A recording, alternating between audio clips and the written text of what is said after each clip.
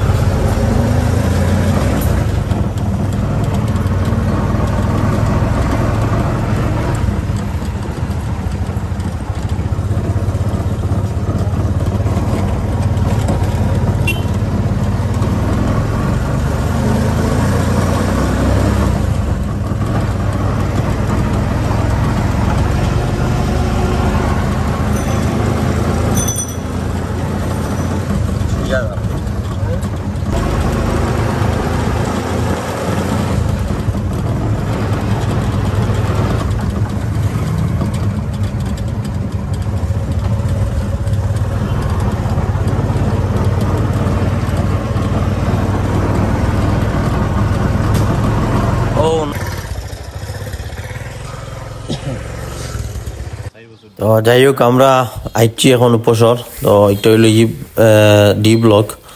তো যাই ও দৌকা D block করতে বাসা রাস্তা ইনো। তো এই সাইডে দেখরা খালি জায়গা কিছু আর ওইটা বাসাইন।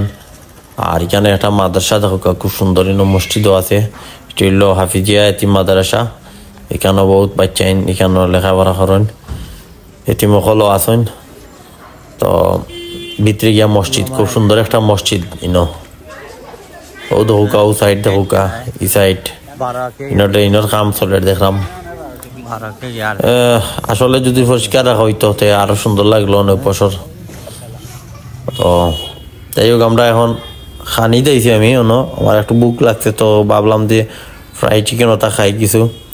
তো চিকেন অর্ডার করছি।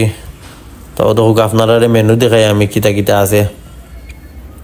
ওইখানে চিকেন বার্গার সবটাও আছে, রোল টোল কিউবিস্টত আইছি। তো এখানে আসলে মাঝে মাঝে আই আমি, সবসময়ও ভালো লাগে খাইতে মাঝে মাঝে বইয়া। তো এখন খানি অর্ডার করে লিছি, খানি লইয়া আর তারা।